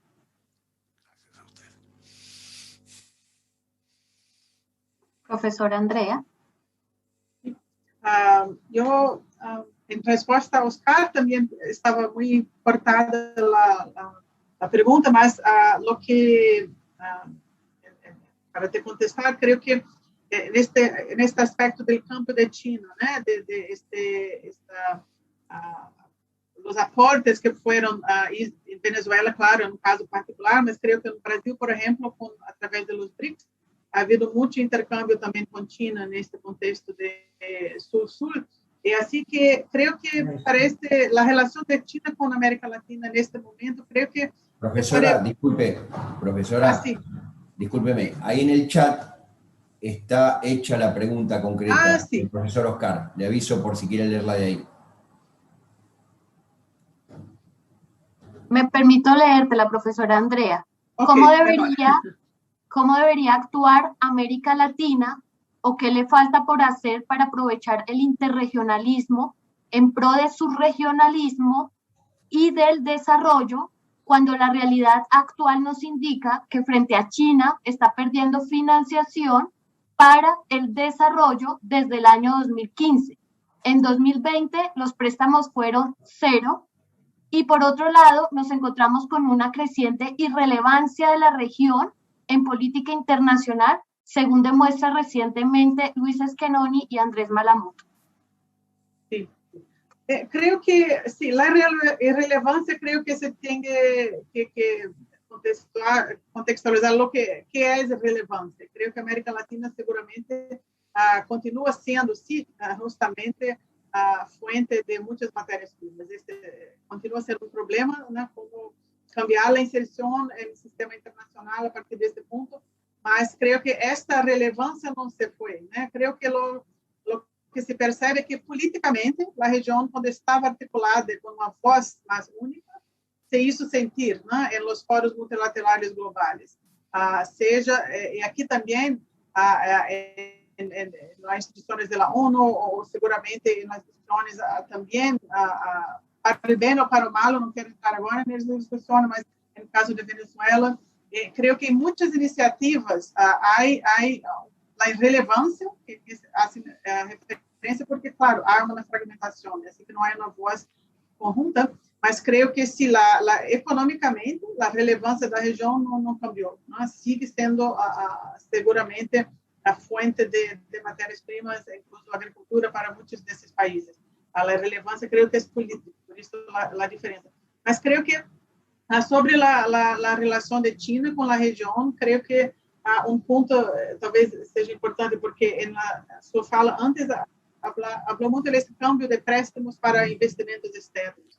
Este em si não creio que necessariamente é um problema, não creio que a região necessita de recursos para investir em infraestrutura ou em outra industrialização, ou as estratégias que nós outros temos que ter nos seus países ou sub-regiões também. Creio que o problema, claro, é a falta de um marco regulatório de investimento. Por isso, creio que, sei lá, que poderia ser um espaço para isso, né? Porque, no plano global, há um regime de comércio que se tenta com soluções de controvérsias, por mais que esteja também em crise, Mas para a questão de investimentos externos e questões macroeconômicas, não há marco global robusto. Este creio que tanto a China quanto outros potenciais investições também da União Europeia, se o acordo, por exemplo, internacional não se concretiza, não entra em vigor, este manca um quadro regulatório para investimentos, investições destes países todos. É diferente de los empréstimos, claro, são outros quadros, mas creio que aqui seria muito importante de refletir sobre isso, porque aqui são também grandes polarizações, por isso não há um regime global, né, de solução de controvérsias, de empresas versus estados e prefeituras, o impacto de investições sobre, por exemplo, questões ambientais, e toda uma discussão com NAFTA, seguramente a experiência de México e NAFTA também traz muito desses problemas. É por isso que creio que é importante, mas em si não creio que é um problema, não? Ao contrário, a investição real na economia, se há esse quadro regulatório, pode ser melhor. O outro ponto, creio que é mais conectado com a pandemia, é o déficit fiscal de los governos, porque se han endividado todos os países, né, a custo da resposta à pandemia. E aqui, se a União Europeia ha tenido uma resposta regional muito mais eficaz, né? Há muito mais recursos que podem canalizar para sustentar as empresas pequenas e médias empresas, por exemplo, que têm acesso a crédito, que não são paralisadas, mas estão tendo suas dívidas ou sus pagamentos para os empregados. Os países latino-americanos, mesmo os de média renda, não têm esta capacidade. E por isso, pensar conjuntamente um quadro na região CEPAL, naturalmente, é trabalhado sobre isso também. O papel de CAF, por exemplo, dos bancos regionais. E aqui, por isso digo que incluso os Estados Unidos, também o Banco Interamericano de Desenvolvimento, é muito importante incluir estes atores, porque há um déficit fiscal nos países, todos, né, no mundo. Mas Estados Unidos pode emitir sua própria moeda, e a União Europeia ha canalizado seus recursos de uma forma que há, pelo menos, se aqui haver um consenso regional para este financiamento em suas economias. E China há recursos, tem esses recursos. É como optimizar isto em um quadro regional que canalize os recursos não para corrupção ou investimentos que não melhore a inserção da região, por exemplo, que não vai recursos também somente para soja, e gado e os tradicionais produtos que também não permitem um câmbio em longo prazo, né, das inserções da região em capital global. Espero que eu tenha respondido, mas se não, puedes perguntar novamente. Gracias, profesora Andrea. Tiene la palabra el profesor Carlos Alberto y después el profesor Mauricio, que la ha pedido. Gracias, Kate. Sí, tengo una pregunta para el profe Mauricio y una pregunta para la profesora Andrea. Para el profe Mauricio, bueno, dos preguntas, dos en una. Cuando habla de regionalización, porque también hay varias concepciones sobre regionalización, ¿es la construcción societal de la integración? ¿La construcción desde los actores sociales? Para saber si, digamos, estamos hablando desde ese enfoque de regionalización. Esa, digamos, como esa aclaración conceptual. Y la pregunta es muy interesante ese tema de las sanciones porque genera mucho ruido en el tema de la integración.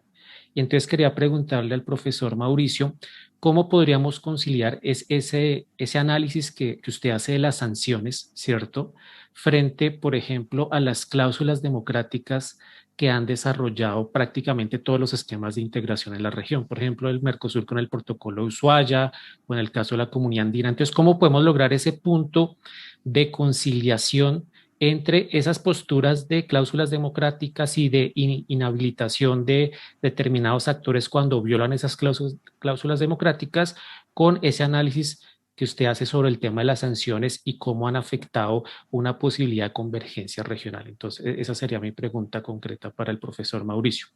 Y para la profesora Andrea, en el caso de la relación CELAC-China, yo tengo la impresión que el diálogo CELAC-China ha sido mucho más por la iniciativa china que realmente por el protagonismo de la CELAC. Es decir, la CELAC ha sido mucho más reactiva que proactiva a estos diálogos de interregionalismo y, por ejemplo, el foro CELAC China realmente es porque China lo propone, no por iniciativa de la CELAC. Y en el caso del proyecto de los países latinoamericanos que se están sumando a la ruta de la seda, quería preguntar la opinión de la profesora Andrea, si, por ejemplo, ahí se está haciendo no una concertación regional, sino cada país está negociando unilateralmente con China. Entonces, ¿hay viabilidad de que este foro CELAC China tenga una mayor capacidad de convergencia, es decir, de una postura regional desde América Latina a China y no que cada país siga negociando unilateralmente frente a China? ¿Usted ve que hay esa posibilidad o es muy difícil en este momento? Muchas gracias. Profesor Mauricio. Pues agradeciendo la pregunta de Carlos. Sí, regionalización entendida en el concepto de construir a través de narrativas región, no necesariamente en el desmonte de los esquemas arancelarios y demás, sino en la construcción regional de identidad. ¿Sí? A eso me refiero yo. Yo creo que las sanciones no son incompatibles con las cláusulas democráticas porque las sanciones tienen las cláusulas democráticas, Tratado de Defensa de la Democracia, Ushuaia, Carta Interamericana, Protocolo 1080, Protocolo de Washington, Resolución 1080, todos buscan ser preventivos y lo que usan básicamente es que la zona reaccione cuando hay una expresamente interrupción del orden constitucional. En el caso, por ejemplo, de Cuba, en el caso de Venezuela, donde hemos tenido sanciones sostenidas, se han cometido dos errores. En primer lugar es que, bueno, en el caso de Cuba no existía cláusula democrática y en el caso de existir habría que pensar un poco una cláusula que integre a un sistema que es distinto, porque lo que hay en Cuba es una democracia popular. Puede que a uno no le guste, pero es lo que hay. Luego en Venezuela me parece que habría que discutir un poco cuando ocurre el rompimiento, que a mi juicio de verdad ocurre, cuál es el límite de las instituciones. El límite de las instituciones es básicamente decir, nosotros podemos llegar a suspender el derecho de voto de Venezuela, como de hecho lo hizo la Unión Europea o lo ha tratado de negociar con Polonia y con Hungría ante evidentes amenazas al Estado de Derecho. Ahí yo creo que no hay una sanción, digamos, contraria al derecho internacional, no se está violando el principio de injerencia, que en el caso de Venezuela sí, más aún, insisto, porque Venezuela está en una crisis sanitaria tremenda. O sea, imponer sanciones económicas por parte de países que creen en la igualdad del derecho no tiene ningún sentido, insisto, cuando además esas sanciones sí golpean a la gente más vulnerable. Cuando a Venezuela le quitan derechos políticos en la OEA, en UNASUR, en Mercosur, como de hecho ha pasado o se ha intentado que ocurra, esas sanciones no tienen impactos en la gente más vulnerable, como sí las tienen las sanciones económicas, que muchos de estos países le han pedido a Estados Unidos que imponga. Este ha sido el caso del Grupo de Lima, que se ha alineado con Estados Unidos. Entonces yo pensaría que una cosa son la lógica de las cláusulas democráticas, que buscan, insisto, prevenir, y otra cosa son las sanciones, que básicamente parten un poco de la base de, si no hay un cambio de régimen, yo no reconozco a este gobierno. Y bueno, y quería decir una cosa pequeña respecto a la pregunta de Oscar, si no estoy mal, sobre China y demás. Yo creo que son dos cosas distintas, Oscar. La relevancia de América Latina, yo ahí discrepo, no estoy de acuerdo con Andrea, yo creo que es cierta, pero América Latina es irrelevante porque por una cosa buena, y es porque no tiene grandes conflictos. Sí, somos la región en teoría más insegura del mundo, pero donde no hay guerra. Entonces, obviamente es mucho más relevante Israel, es mucho más relevante hoy Siria, es mucho más relevante Yemen, es mucho más relevante la zona del Sahel en el África subsahariana, es mucho más relevante Irán, Corea del Norte, porque están metidos en la dinámica, por ejemplo, nuclear, o porque tienen guerras civiles que tienen impactos en la estabilidad mundial. Afortunadamente, la irrelevancia de América Latina no le quita protagonismo. Entonces, yo pensaría que una cosa no va ligada con la otra, y lo otro es que la desfinanciación hoy no depende de China. Obviamente China se convirtió en un socio importante para muchos países de América Latina, y hay una, creo yo, gran asimetría, pero los problemas de dispensación de América Latina pasan hoy, primero por el valor.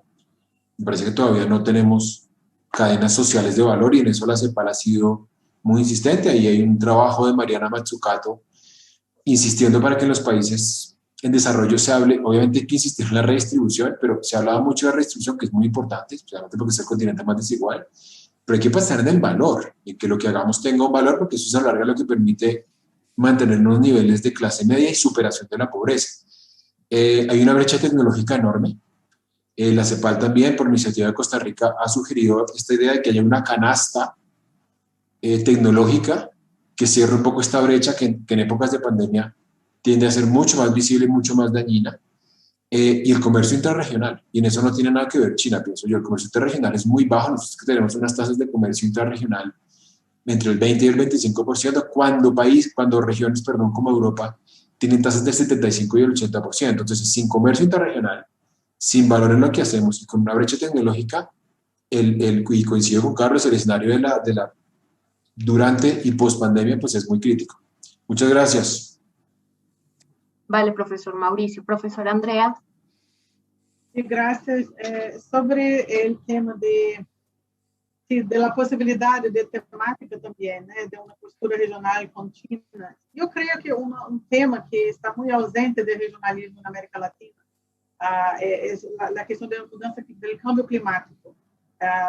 Por motivos diversos, la ótica, creo que estaba en la presentación de Mauricio primeiro hablar sobre la ótica, mas creo que tenemos Amazônia en la región, tenemos matrices energéticas, como el caso de Venezuela, también Brasil, muy marcados por el petróleo, y se está en un mundo de cambio de este tipo, ¿no? Un mundo donde las cuestiones climáticas son toque de la agenda, ¿no? En el sistema multilateral, seguramente la política externa de China, por ejemplo, y también de la Unión Europea. Creo que es una oportunidad sí, porque lo que entiendo, né, estas outras organizações regionais hasta agora han desenvolvido muito pouco este tema. Creio que seria uma temática aqui que há uma convergência maior com o China, porque há temas que serão muito divergentes. Minha visão é que se tem que tentar dialogar sobre temas que há convergência, há temas que não há, mas os que há, que a questão da mudança climática e a mudança a partir da revolução tecnológica de matrizes energéticas, é um tema que está sendo muito discutido, para além da rota do comércio, dos produtos que já existem. Creio que aqui é possível fazer um diálogo sobre onde sim, investimentos externos podem ser muito benéficos, né, para câmbios de tecnologias. Creio que no caso do Brasil, com este governo atual, este é um tema impossível de ser incluso. Creio que o Brasil é a pior política energética e de mudança climática que sai no mundo no momento, mas não é o caso de vários outros países na América Latina. Creio que aqui é um tema que China também há muito interesse. Mais uma vez, durante o governo de Trump, não se pode olvidar que China ha sustentado a necessidade de pensar sobre esse tema, ha sustentado a necessidade de continuar com o Acordo de Paris, e agora com Biden, Estados Unidos retornam também. Creio que a América Latina não há uma posição, uma reflexão mais aprofundada sobre esta temática, que é muito importante, porque são países, alguns exportadores de energia, de produtos que estão em câmbio, né? Creio que se há um câmbio, já está refletido o preço do petróleo agora, mas se há um câmbio muito radical em 50 anos ou mais, creio que será um novo cenário. Com a presença da Amazônia também, né? Creio que são temas que creio que talvez estejam menos polarizados internamente entre os países, e ao mesmo tempo que há um pouco de convergência entre China, a União Europeia e o novo governo agora dos Estados Unidos. É assim que são discussões presentes no ambiente multilateral global da ONU, mas que aqui se pode debater também. Creio que, como falava Carlos antes, a necessidade de também de se referir sempre às metas de los objetivos de desenvolvimento, por exemplo, é muito importante. E aí há um consenso. Não há consenso sobre a alocação de recursos, mas não, se habla menos de modelos alternativos de desenvolvimento, mas alguns pontos, metas, que agora, com o efeito da pandemia, são mais prioritários ainda, porque se combate a pobreza, talvez há uma pluralidade de modelos como se faz isso, mas se atinge essas metas, já é algo, né? E assim que, mais uma vez, o tema da mudança climática e câmbio energético, a revolução digital, são temas que são novos, né? Talvez é mais fácil iniciar um diálogo, um consenso sobre um tema que está menos marcado por essas polarizações tão fortes como na questão mais de modelos de democracia e como falava também antes Maurício sobre as cláusulas, assim que creio que é uma possibilidade, sim. Não sei se eu estou sendo otimista, mas é importante ter isso, né? Senão não se avanza também. Gracias, profesora Andrea. En el chat del profesor Oscar hace la reflexión que le mencionaba el profesor Chávez sobre de que el regionalismo es multidimensional, por ello debe entrañar lo sanitario, más que considerar un regionalismo sanitario per se, un hecho relevante a tener en cuenta la firma del primer tratado de cooperación entre Argentina, Brasil, Paraguay y Uruguay en 1904 para combatir la epidemia de fiebre amarilla, que puede considerarse primer antecedente del Mercosur. Y hay otra pregunta en el chat que la hace la profesora Claudia al profesor Mauricio, y es, en vista de la situación de Venezuela en la actualidad, ¿qué opina del papel de la OEA y el Grupo de Lima para abordar la crisis venezolana? No sé si quieras ampliar, profesor. Sí, pues muy brevemente, que seguramente hay más gente que tiene opinión respecto a esa pregunta. Pues yo pienso que ha sido muy errática y muy nociva, insisto, más allá de la postura ideológica que uno tenga. Ha sido nociva porque pues, Luis Almagro se hizo reelegir a las malas y se hizo reelegir, insisto, por un cambio orquestado en la representación venezolana frente a ese organismo. La OEA tenía la posibilidad de tener por primera vez a una mujer como secretaria general, en el caso de la ecuatoriana María Fernanda Espinosa, y un poco por esta campaña, por este cabildeo, en el que Almagro solamente habla de Venezuela, se pudo reelegir. Entonces, eso es lo primero. Almagro se reeligió un poco contra la corriente que pedía una renovación. Lo segundo es que ha sido muy errático porque pues, el Grupo de Lima se creó casi que para el tema venezolano, desconociendo lo que hemos dicho, los principios de igualdad entre los estados, el principio de no injerencia. Entonces, es un grupo que ha apoyado las sanciones. Colombia, que lo lidera, por ejemplo, se muestra como una líder en el tema migratorio. Hace poco Colombia aprueba esta idea de un estatuto de protección para los migrantes que se debe aplaudir, pero a la gente se le olvida que Colombia, Chile, Perú, Ecuador, el Brasil de Bolsonaro están apoyando las sanciones. Entonces, por un lado, uno no puede tender la mano a los migrantes, lo cual, insisto, está bien, porque eso habla de una ciudadanía regional, y al mismo tiempo apoyar las sanciones que tienen sumidas en la pobreza a muchos venezolanos. Obviamente, en eso también le cabe una enorme responsabilidad al gobierno de Maduro y eso no se puede desconocer. Y cierro diciendo que pues, la institucionalidad tiene mucho que hacer en la crisis venezolana. La última elección decente, limpia, transparente que hubo en Venezuela ocurrió en diciembre de 2015 y se hizo, y esto no sé por qué la gente no lo recuerda, por intermediación de Uruguay, Ecuador, Brasil y Colombia, ¿sí? Y la presidencia pro tempore en ese momento de UNASUR. Las circunstancias eran muy difíciles. La misma oposición pensó que en 2015 el gobierno iba a aplazar indefinidamente las elecciones legislativas y finalmente se llevó a cabo por esa intermediación de UNASUR, que terminó desplegando una misión de observación electoral que casi no ocurre por los enormes reparos que tenía el gobierno de Brasil, que decía que en ese momento en Venezuela no había condiciones mínimas para llevar a cabo una elección. Entonces también, cuando de manera, insisto, esto no tiene antecedentes en América Latina, un foro como el Grupo de Lima y un secretario general dicen que la única salida en Venezuela no es el diálogo, sino un golpe de Estado, y le dicen e invitan a los militares y a la oposición a hacerlo, estamos yendo en contravía de toda la tendencia, de toda la historia, de toda la trayectoria multilateral, institucional, pacífica y legalista de América Latina, y eso es lo que a mi juicio hoy representa esta OEA de Almagro y ese Grupo de Lima. Gracias. Profesor Carlos.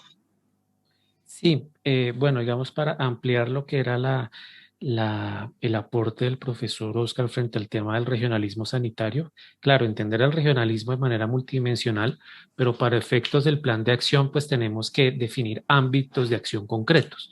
Y creo que yo ese ejercicio lo hago en la ponencia. Creo que hay una institucionalidad sanitaria en los distintos regionalismos latinoamericanos. En algunos casos se desaprovechó. ya había una institucionalidad consolidada. Repito el tema de la comunidad andina. Teníamos el convenio Hipólito Unanue desde los años 70, que señala expresamente en su preámbulo que implica la coordinación de las políticas sanitarias. ¿Qué mejor momento que la pandemia para haber reactivado el convenio del Hipólito Unanue y no lo hicimos?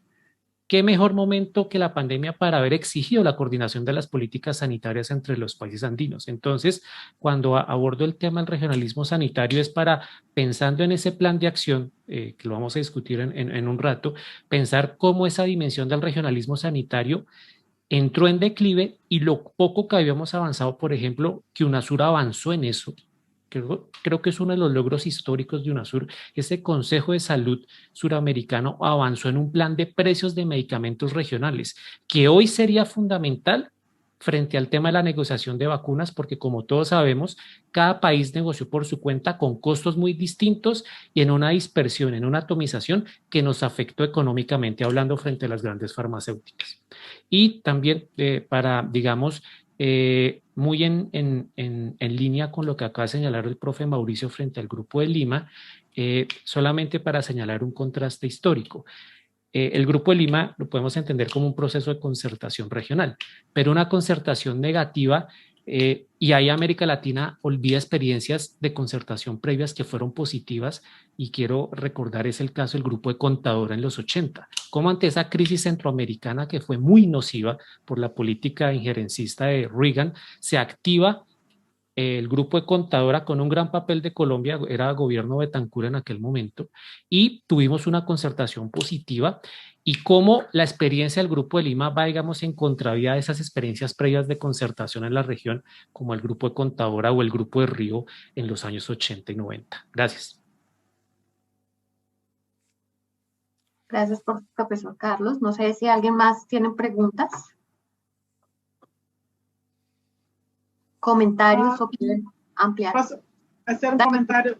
Não, que me parece muito oportuno a questão do regionalismo sanitário. Eu também trabalhado com a questão da saúde global e nas publicações recentes sobre esse tema, onde trabalhei mais com a UNASUR, né, e o papel da ISAGS, o rol da ISAGS nesta diplomacia global também, que antes da Covid, para muitos colegas aqui, Helena Herrero, trabalharam muito sobre esse tema, mas também que agora, na pandemia, se perde esse acervo, claro, né, essa discussão seria muito diferente com o ISAGS, porque, para além de outras áreas de UNASUR, creio que a área da saúde, que ha bebido muito na comunidade andina, que era seguramente uma das suborganizações regionais com uma experiência mais grande. É claro, aqui em Brasil, com a Fiocruz, que também trabalha, né? E o argumento que tenho, o que he visto, porque trabalhou também com a Fiocruz muito agora, em função do Covid aqui em Brasil, que seguem trabalhando juntos. Esta é uma coisa. Não é um apoio, muitas vezes, não é um aporte institucional regional para águas, mas que cooperam bilateralmente, também no Covid. Mas, claro, o problema agora é que há uma crise generalizada, né? Em um país, no âmbito técnico, creio que se há muito também entre os médicos, muitas vezes, em âmbito de Brasil aqui também, do governo do Estado, mas há uma crise de recursos e também da capacidade de compra conjunta que era, creio que seria um dos aspectos mais importantes. Este artigo que escrevi com colegas, retomamos que o UNASUR tentava fazer um banco, né, de vacinas, para negociações de medicamentos que são caros, também de componente público, mas agora com o Covid foi muito, né, uma crise global, mas aí creio que sim, a cooperação em âmbito de COVAX, né, seria muito interessante, né, como foco, não necessariamente somente na região, mas creio que é uma iniciativa regional que resgate esse acervo que existe, a cooperação técnica que segue existindo em protocolos, de formas sobretudo protocolos, não, porque a compra não. Creio que é muito acertado. Queria dizer que creio que é uma urgência, claro, uma crise humanitária havemos na região negociadores, incluso, a capacidade técnica, conhecimento técnico sobre estas questões que estão difusos agora, mas, ao meu ver, podem ser catalisados, sim, em âmbito, por exemplo, de CELAC ou outra institucionalidad. Gracias. Gracias, profesora Andrea. Bueno, pues ya nos acercamos hacia las 10, sobre todo para recalcarles que en una hora nos volvemos a encontrar para discutir el plan de acción y esperamos contar con su acompañamiento y participación para definir acciones dentro de este grupo 4. No sé si la doctora Noemí quiera decir algo. No, sin recalcar la importancia de la participación respecto al documento que oportunamente se les remitiera, donde está el plan de acción con un anexo, que es lo que vamos a tratar en la discusión de ahora, después de las 13 horas, bueno, 13 horas argentinas.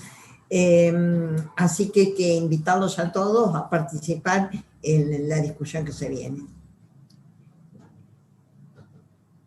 Bueno, muchas gracias por todo y especialmente muchas gracias a los que presentaron sus ponencias, que realmente ha sido una mañana muy productiva.